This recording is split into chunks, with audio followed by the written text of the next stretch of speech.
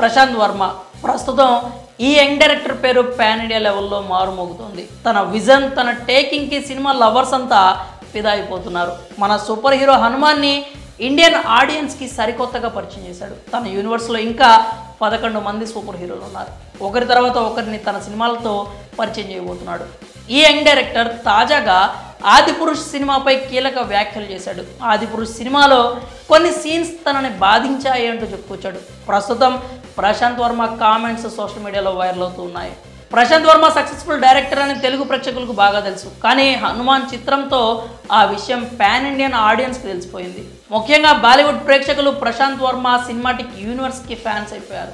Hanuman success సందర్భంగా తాజాగా ప్రశాంత్ వర్మ బాలీవుడ్ మీడియాకు ఓ ఇంటర్వ్యూ ఇచ్చాడు. ఆ ఇంటర్వ్యూలో ప్రశాంత్ వర్మ పలు కీలక వ్యాఖ్యలు చేశాడు. ముఖ్యంగా ఆదిపురుష్ సినిమాకి సంబంధించి తన అభిప్రాయాలను పంచుకున్నాడు. ఆదిపురుష్ సినిమాలో కొన్ని సీన్స్ నాకు ఎంతగానో నచ్చాయి.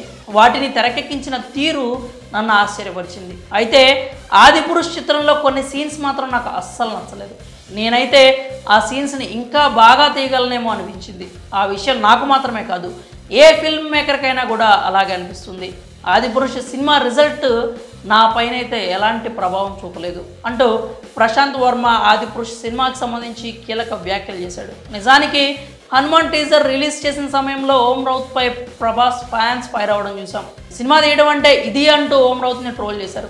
ఇప్పుడు స్వయంగా ప్రశాంత్ వర్మ ఆదిపురుష్ పై మాట్లాడడంతో ఆ కామెంట్స్ మరింత వైరల్ అవుతున్నాయి. హనుమాన్ సినిమా విషయానికి వస్తే థియేటర్లో ఇంకా సక్సెస్ఫుల్గా రన్ అవుతూనే ఉంది. చిత్ర బృందం తాజాగా గ్రాటిట్యూడ్ మీట్ను కూడా నిర్వహించింది. బాక్సాఫీస్ వద్ద ఈ మూవీ క్రేజ్ ఇంకా తగ్గలేదు. కలెక్షన్స్ సునామీ సృష్టించడం మాత్రమే కాకుండా తాజాగా 250 కోట్ల క్లబ్లో కూడా చేరి ఔరా అనిపిస్తోంది.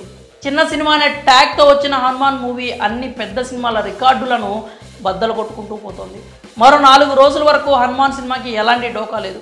ఆ తర్వాత కూడా ఇదే జోరు కొనసాగిస్తే ఈ మూవీ ఖచ్చితంగా 300 కోట్ల క్లబ్లో చేరినా కూడా మనం ఆశ్చర్యపోవాల్సిన అవసరం లేదు. మరి ఆదిపురుష్ సినిమాపై ప్రశాంత్ వర్మ చేసిన వ్యాఖ్యలపై మీ అభిప్రాయాలు ఏంటో కామెంట్స్ రూపంలో తెలియజేయండి.